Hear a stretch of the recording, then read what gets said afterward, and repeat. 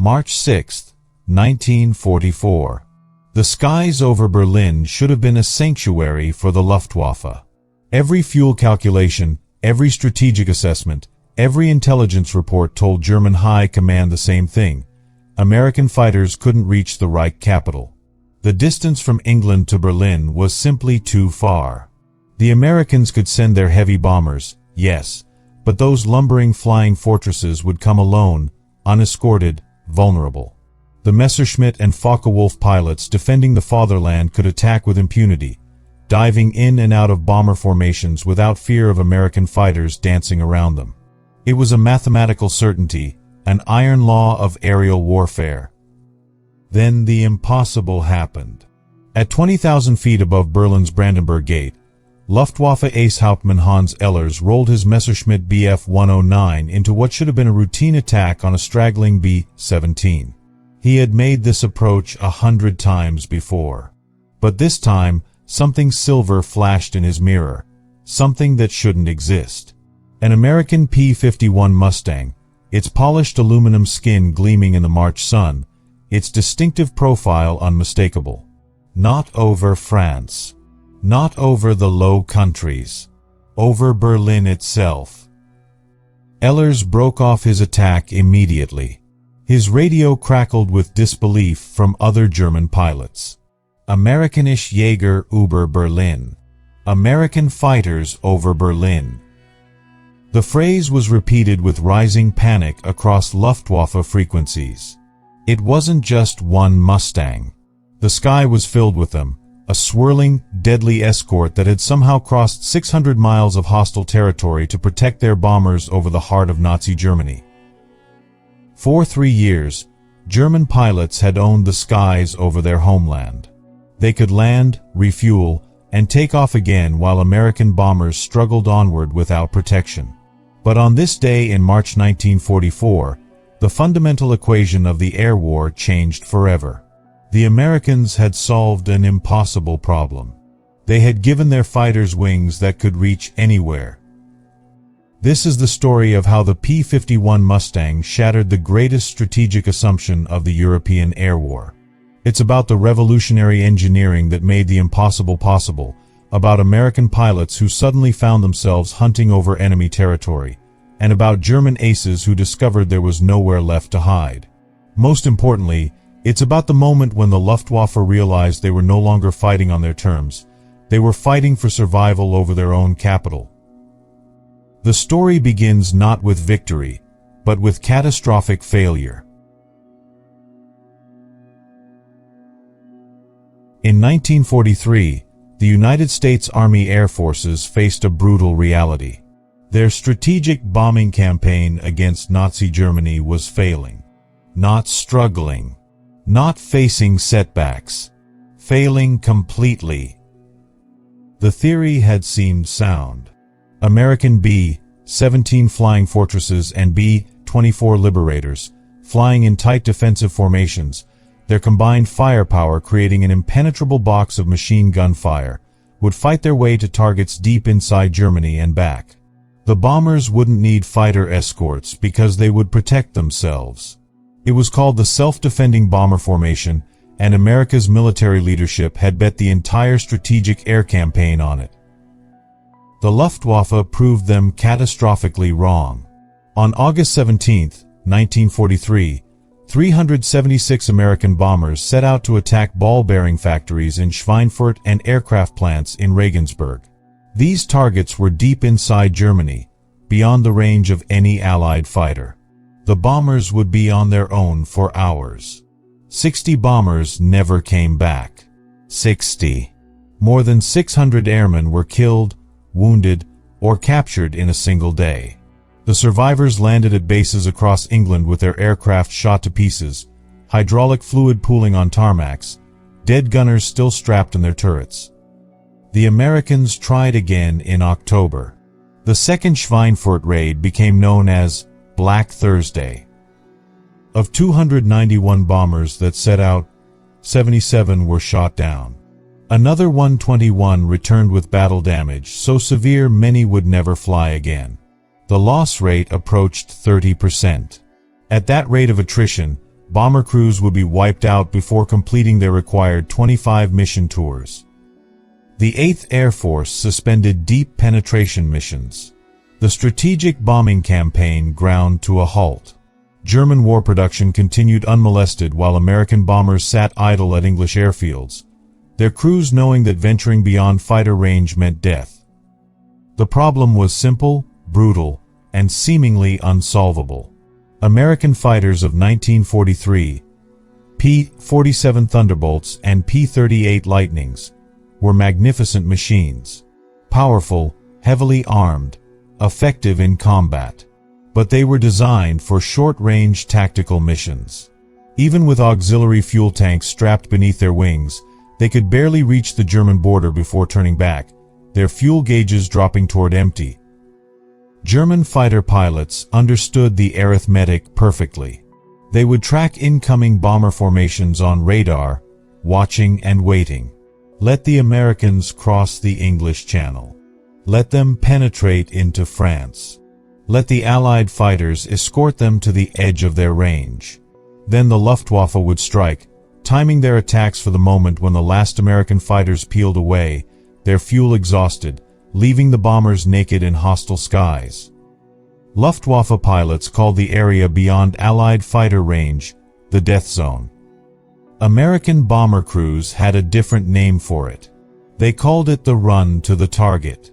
Hours of straight and level flying, maintaining formation discipline while German fighters attacked in waves, cannon shells tearing through aluminum skin, engines exploding in sheets of flame, bombers falling out of formation trailing smoke and fire. Inside those bombers were teenagers from Iowa and California, from Texas and Michigan. Boys who had never been in combat until they found themselves at 25,000 feet over Germany with Messerschmitts pressing attacks from dead ahead, 20mm cannon rounds punching through the plexiglass nose, the entire aircraft shuddering with each impact.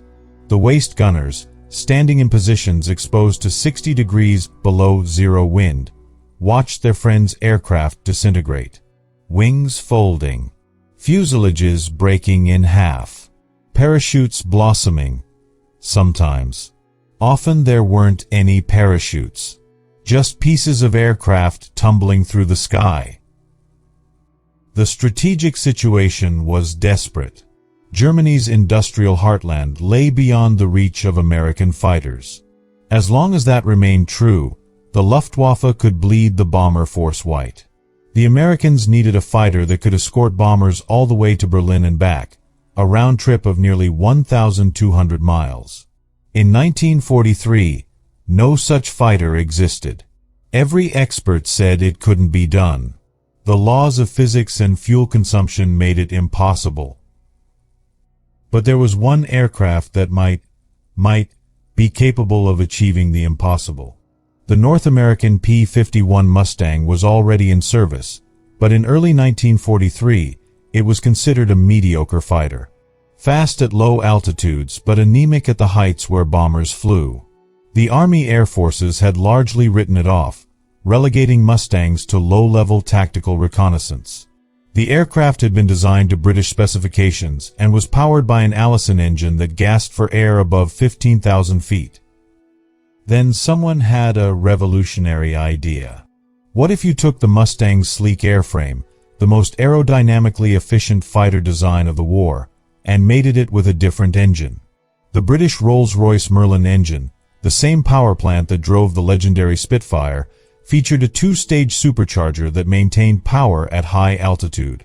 Engineers calculated that a Merlin-powered Mustang might achieve performance that seemed impossible. The first P-51B Mustangs with Packard-built Merlin engines began reaching operational squadrons in late 1943. Pilots who flew them reported something extraordinary. The Mustang was fast, faster than anything the Luftwaffe had at altitude. It was maneuverable, able to turn with the nimble Bf-109. And it was efficient. That laminar-flow wing, designed with an innovative airfoil shape that reduced drag, sipped fuel rather than gulping it. With standard internal tanks, a P-51 could escort bombers farther than any previous American fighter. With expendable drop tanks attached under the wings and fuselage, Tanks that could be jettisoned when empty or when combat started. The calculations became interesting. Very interesting. Engineers ran the numbers again and again. Flight tests confirmed what seemed impossible. With two 108-gallon drop tanks, a P-51 Mustang had a combat radius of 750 miles. It could fly to Berlin and back. It could fight over the German capital and still have enough fuel to make it home to England. The Luftwaffe had no idea this was coming. The first week of March 1944, weather cleared over Europe. The 8th Air Force launched Operation Argument, later called Big Week, a sustained campaign of massive raids against German aircraft factories. The goal was to destroy the Luftwaffe on the ground and in the air, to break Germany's fighter production before the planned invasion of France. For the mission to Berlin on March 6th, more than 800 heavy bombers formed up over England. And for the first time, they would have fighter escort all the way to the target and back. 68 P-51 Mustangs from the 4th and 354th Fighter Groups were tasked with shepherding the bombers to Berlin. It was an experiment. No one knew if it would work. No one knew if the fuel calculations were accurate or if the Mustangs would flame out and ditch in the North Sea short of home. Major James Howard commanded a squadron of Mustangs that day. A former Flying Tigers pilot who had fought in China, Howard was a skilled tactician who understood both the capabilities of his aircraft and the desperation of the bomber crews he was protecting.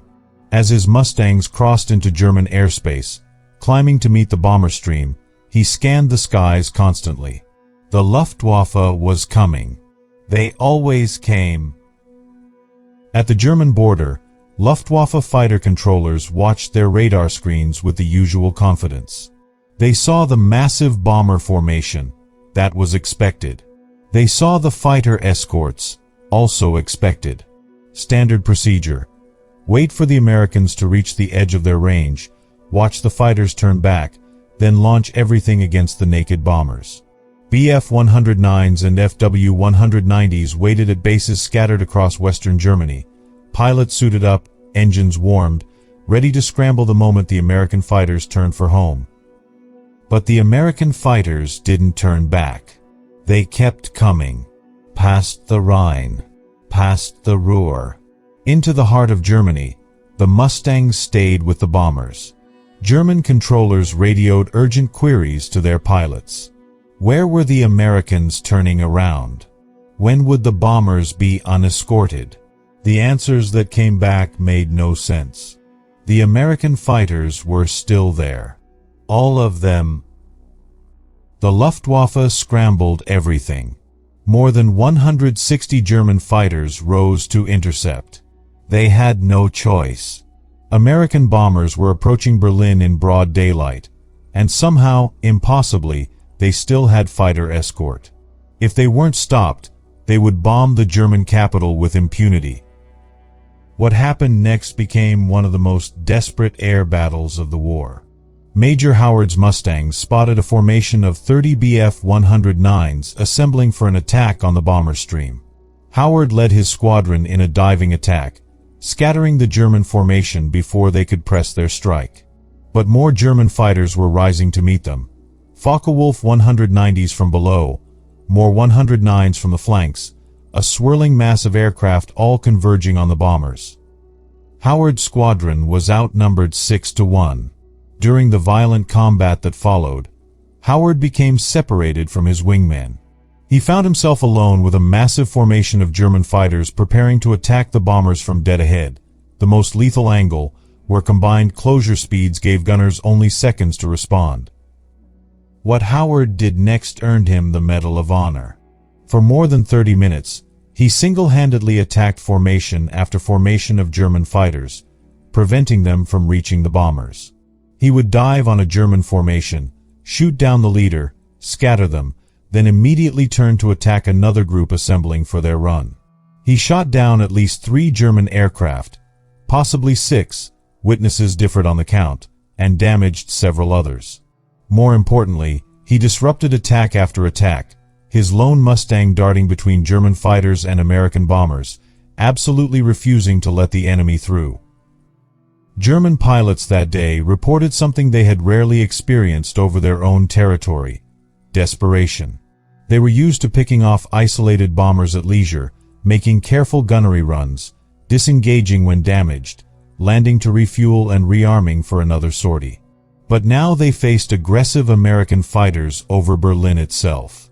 Fighters that could match their performance, that had altitude and positional advantages, that weren't worried about fuel, that fought with the confidence of knowing they could stay and fight as long as necessary. Luftwaffe ace Gunther Röhl, who would survive the war with 275 victories, later described the feeling of seeing P-51s over Berlin for the first time. It was like suddenly discovering enemy infantry in your own bedroom. We had always known where we were safe. Now nowhere was safe. We could no longer dictate the terms of combat. We were reacting, defensive, pushed back over our own cities while our families sheltered below. The air battle raged for nearly an hour. Contrails crisscrossed the sky above Berlin as fighters twisted and turned, engines screaming, guns hammering. Bombers plowed straight ahead, riding through flak bursts and fighter attacks to drop their bombs on the German capital. The Norden bomb sites were centered on Erkner, an industrial suburb southeast of Berlin. Bomb bay doors opened.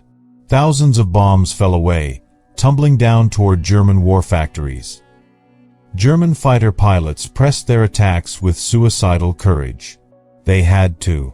Allowing American bombers to strike Berlin in daylight was unthinkable.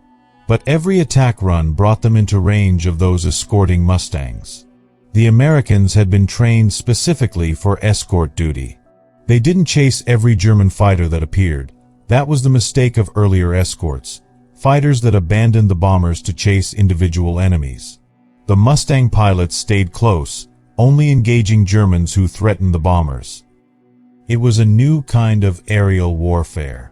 The hunters had become the hunted. German pilots who had grown accustomed to attacking defenseless bombers now found themselves fighting for their lives against determined escorts. Worse, they were fighting over Berlin. There was nowhere to run. This was their capital. Their families were below. They had to engage, had to accept combat on American terms, had to risk their aircraft and their lives against fighters that were faster, had more fuel, and were flown by pilots who knew they had won the strategic initiative.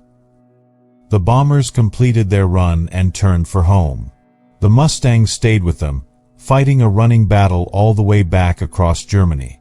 German fighters pursued, trying to pick off stragglers, but the Mustangs maintained their discipline, covering the damaged bombers, driving off attackers, preserving the formation.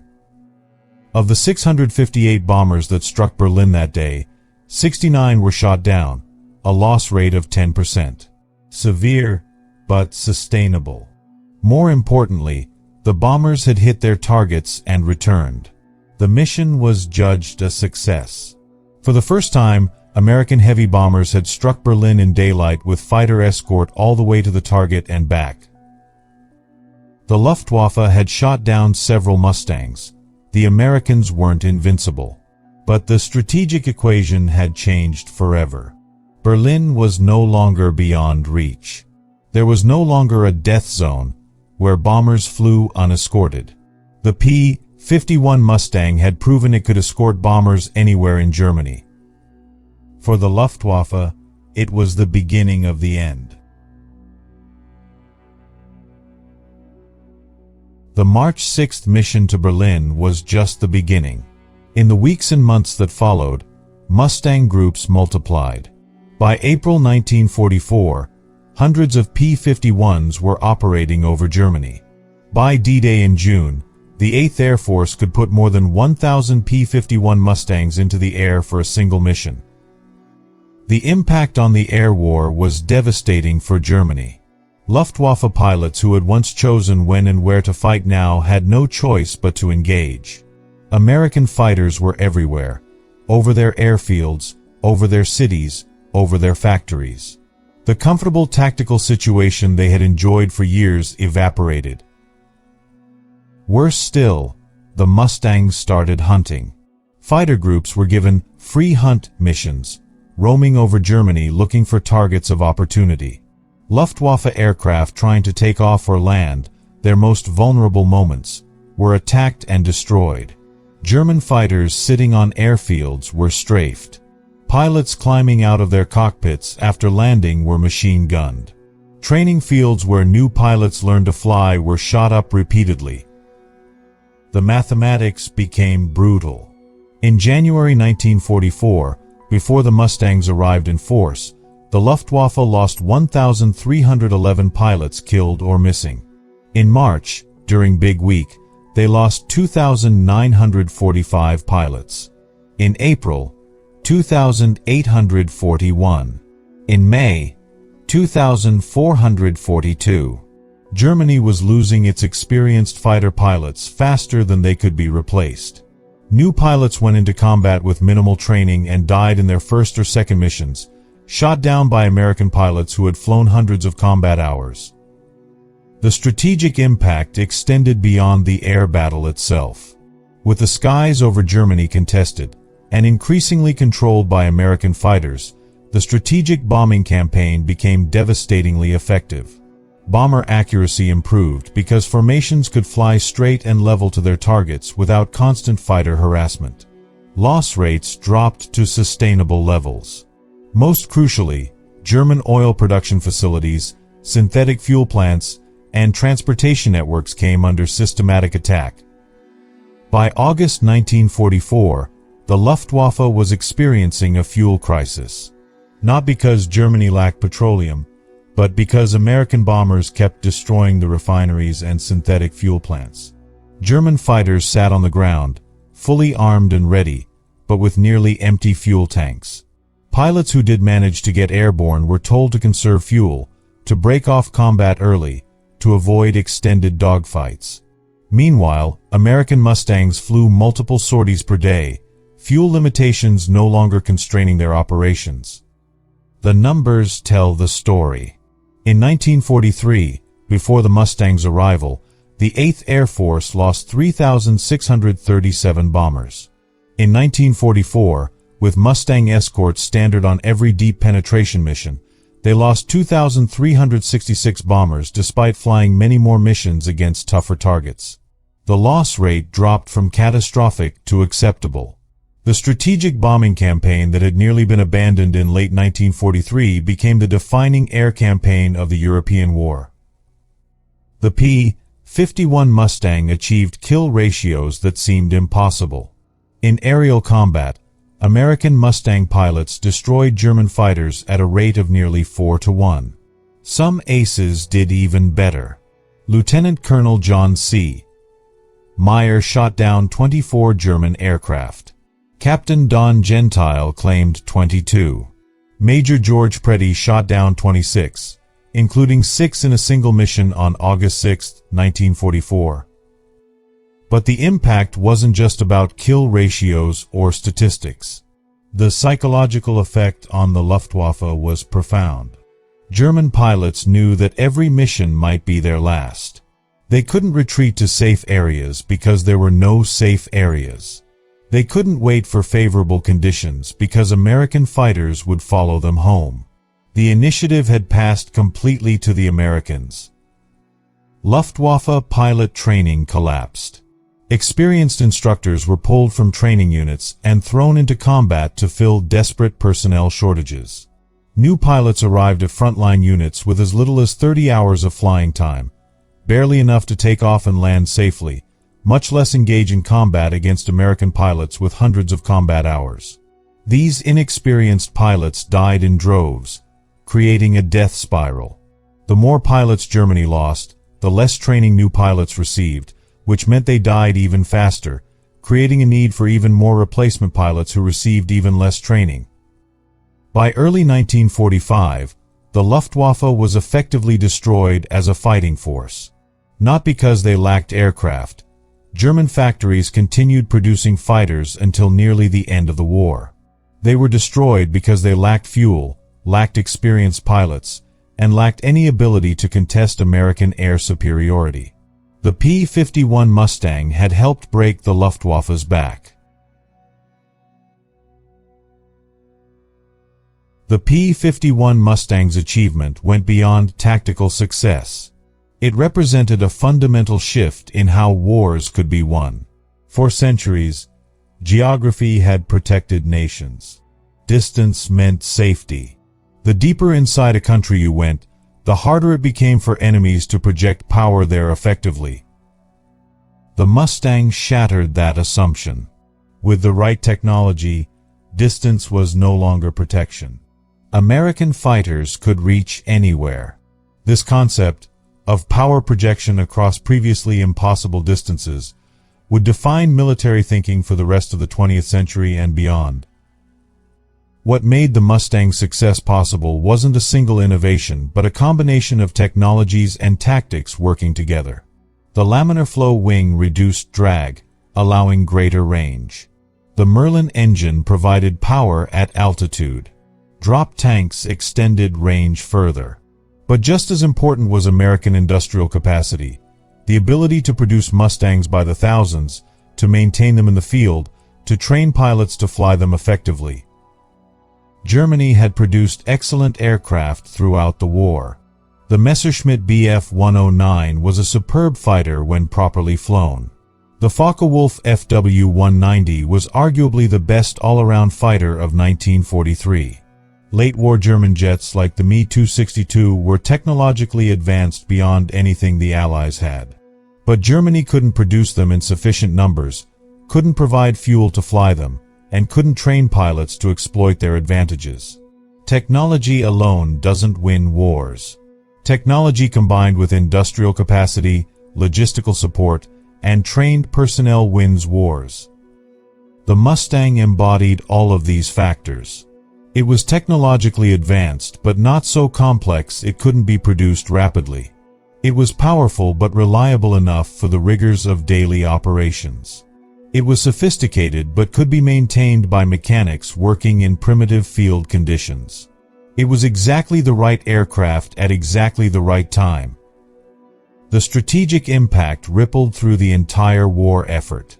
The successful bombing campaign against German oil production forced the Wehrmacht to curtail operations. Panzer divisions sat immobile for lack of fuel during critical battles. The Luftwaffe couldn't provide air cover for German ground forces facing the Allied invasion of France. German cities couldn't be defended from round-the-clock bombing by the Americans during the day and the British at night. Some historians argue that the P-51 Mustang shortened the war in Europe by months, perhaps by a year.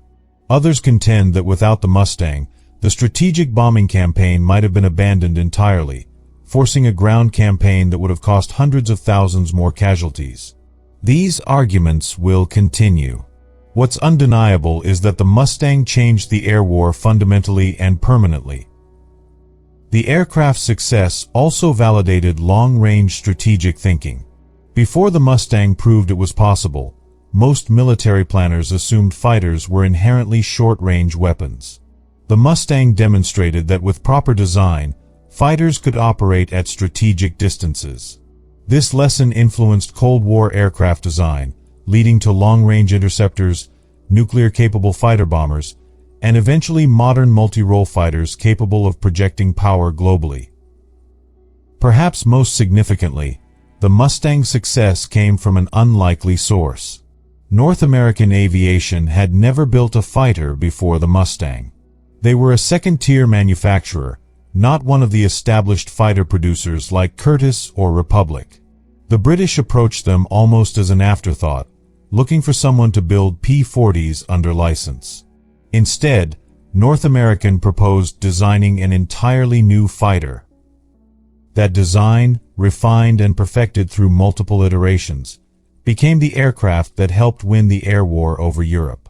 It demonstrated that innovation can come from unexpected places, that established wisdom can be wrong, and that solving impossible problems sometimes requires looking at them from entirely new perspectives.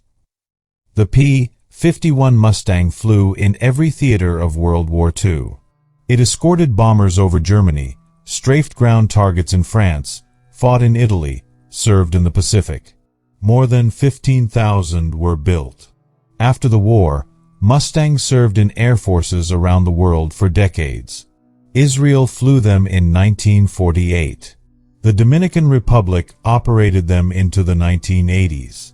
Today, hundreds of restored P-51s fly at air shows, their Merlin engine's distinctive roar a reminder of when the aircraft helped break the Luftwaffe over Berlin. Behind the statistics and strategic assessments were individuals whose lives intersected with the Mustang at crucial moments. Their stories reveal the human cost and human courage that made the Mustang's success possible. Captain Charles Chuck Yeager flew P-51s with the 363rd Fighter Squadron. On October 12, 1944, Yeager was escorting bombers deep into Germany when he spotted a formation of German fighters below. In the dogfight that followed, Yeager shot down 5 German aircraft in a single mission, becoming an ace in a day. But what Yeager remembered most wasn't the victory but the responsibility. You're protecting bombers with kids inside who are absolutely counting on you. You don't think about glory. You think about getting them home. Yeager himself had been shot down over occupied France earlier in 1944, evading capture and making it back to England with help from the French resistance. When he returned to combat flying Mustangs, he carried the memory of being helpless on the ground, hunted by the enemy. Every bomber he protected represented crews who wouldn't have to experience what he had experienced. Lieutenant Lee Archer, one of the Tuskegee Airmen, flew Mustangs with the 332nd Fighter Group. The African-American pilots of the 332nd faced discrimination and doubt, but they established an extraordinary record escorting bombers over Europe. They painted the tails of their Mustangs red, earning the nickname Red Tails. Bomber crews requested them specifically, knowing the Red Tails stayed with the bombers no matter what. Archer shot down multiple German aircraft, but what mattered to him was the mission. We didn't have anything to prove to ourselves. We knew what we could do. But we had everything to prove to people who said we couldn't. Every bomber we brought home safe was proof. The 332nd never lost a bomber under their escort to enemy fighters, a record unmatched by any other fighter group. On the German side, pilots like Johannes Steinhoff watched the arrival of the Mustangs with grim recognition. Steinhoff, who would survive the war with 176 victories, understood immediately what the Mustangs' arrival meant. We had been the elite, the hunters, the masters of the sky.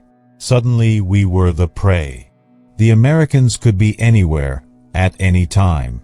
We took off not knowing if we would be jumped by Mustangs on our climb to altitude. We landed knowing they might strafe us as we taxied. The psychological pressure was enormous. Steinhoff described veteran pilots breaking down, refusing to fly, claiming illness. It wasn't cowardice. These were men who had flown hundreds of combat missions without hesitation. But there's a difference between accepting calculated risk and accepting that you're probably going to die. When the Mustangs came in force, the calculation changed. The odds became unacceptable. First Lieutenant Clarence "Bud" Anderson flew 116 combat missions in Mustangs without being shot down, an extraordinary achievement. He credited the aircraft. The Mustang would do anything you asked it to do. If you got in trouble, you could dive away from anything the Germans had. If you had altitude, you could attack from above and they couldn't catch you. If you needed to dogfight, it would turn with anything they had. It gave you options. In combat, having options means staying alive. But Anderson also remembered the losses. Friends who didn't come back.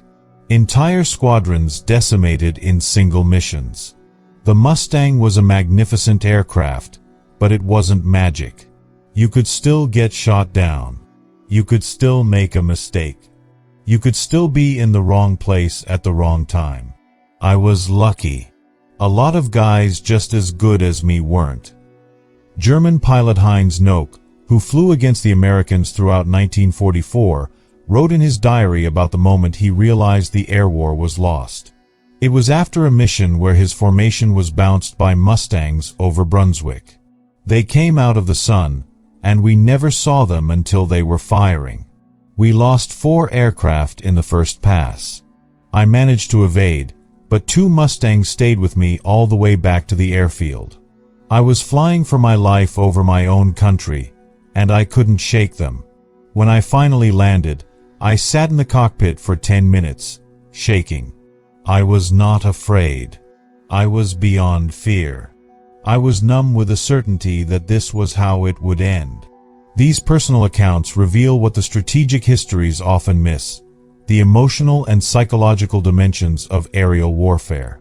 The bomber crews who felt a surge of relief when they saw Mustangs joining the formation. The German pilots who watched their friends' aircraft explode and wondered if they would be next. The American fighter pilots who knew they were writing history with every mission but were too busy trying to survive to think about legacy.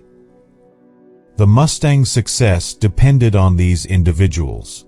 Pilots who pushed the aircraft to its limits. Ground crews who kept them flying through brutal English winters. Engineers who solved problems in real time. Factory workers who built them by the thousands. The aircraft was extraordinary, but it was the people who made it legendary. The transformation that occurred in the skies over Europe between 1943 and 1945 represented more than a tactical or technological shift. It represented a fundamental change in how wars could be fought and won. Before the Mustang, distance offered protection. Germany's industrial heartland was safe because Allied fighters couldn't reach it. The assumption was built into German military planning, into Luftwaffe tactics, into the strategic calculations that shaped the air war. That assumption was reasonable, logical, based on every known limitation of fighter aircraft design. The Mustang proved the assumption wrong. Not gradually, not incrementally, but decisively. In the span of months, the unreachable became routine. Berlin, the city that should have been safe from American fighters, became a battleground. German pilots who had dictated the terms of aerial combat found themselves defending their own airfields from attack. This reversal happened because engineers and pilots and planners refused to accept impossible as an answer. The problem of escorting bombers to Berlin seemed unsolvable with existing technology. So they developed new technology. The Merlin engine, the laminar-flow wing, drop tanks that extended range to unprecedented distances. Each innovation solved part of the problem. Together, they solved all of it. But technology alone never wins wars. The Mustang succeeded because it was part of a larger system. Industrial production that built thousands of aircraft, training programs that produced skilled pilots, maintenance organizations that kept fighters operational, and tactical innovations that used the Mustang's capabilities effectively. Remove any of these elements and the Mustang's impact diminishes dramatically. The lessons extend beyond World War II. The Mustang demonstrated that reaching seemingly unreachable targets changes strategic calculations permanently. This principle underlies modern military thinking, from intercontinental ballistic missiles to stealth aircraft to cyber weapons. Once distance stops offering protection, defense becomes exponentially more difficult and expensive. For the Luftwaffe, the Mustang's arrival marked the beginning of an irreversible decline. Not because German pilots lacked courage or skill, they fought with extraordinary bravery until the end. Not because German aircraft were inferior. In some cases, they were technologically superior. The decline happened because Germany lost the ability to fight the war on its own terms. They were reacting rather than acting, defensive rather than offensive, struggling to survive rather than confident in victory. The German pilots who faced Mustangs over Berlin in March 1944 recognized immediately that something fundamental had changed. They couldn't know that within 14 months, the war in Europe would be over, that the Luftwaffe would be destroyed, that the Reich would collapse. But they knew the comfortable certainty they had relied upon was gone. American fighters could reach anywhere. There was nowhere left to hide. The bomber crews who flew to Berlin with Mustang escorts had a different realization. They weren't being sent on suicide missions anymore. The losses were still severe. Aerial combat remained brutal and unforgiving, but the missions were survivable. More importantly, they were accomplishing their objectives. German war production was being crippled. The strategic bombing campaign was working. The sacrifices of the crews lost in 1943, when bombers flew unescorted into Germany's death zone, were being validated. Today, fewer than 200 Mustangs remain airworthy. They appear at air shows, their polished aluminum gleaming, their Merlin engines producing that unmistakable sound, a crackling roar that people who heard it in combat never forgot. Pilots describe flying a Mustang as connecting with history, feeling the aircraft respond to control inputs the same way it did 80 years ago over Europe. But the Mustang's real legacy isn't the restored aircraft at air shows. It's the strategic principle it validated. Distance doesn't equal safety anymore. Technology can overcome geographical barriers that once seemed absolute. Assumptions about what's possible can be shattered by innovation, determination, and the willingness to attempt the impossible. The German pilots who looked up in March 1944 and saw American fighters over Berlin understood this instantly. The comfortable world they had known, where parts of Germany were safe from enemy fighters, where they could choose when to engage, where distance protected them, that world ended. A new reality replaced it, one where American fighters could appear anywhere, at any time, and German pilots had no choice but to fight on American terms. That moment, when the impossible became real, when Mustangs fought over Berlin and German pilots realized there was nowhere left to hide, that moment changed the course of the air war and helped determine the outcome of the entire European conflict. The story of the P-51 Mustang over Berlin isn't just about an aircraft or a battle. It's about the moment when innovation, courage, and determination converged to solve an impossible problem. It's about the individuals who flew those aircraft, American pilots protecting their bombers, German pilots defending their homeland, bomber crews grateful for the escort that might keep them alive. Most importantly, it's a reminder that assumptions about what's impossible deserve to be challenged. The experts said fighters couldn't reach Berlin. The calculations proved it.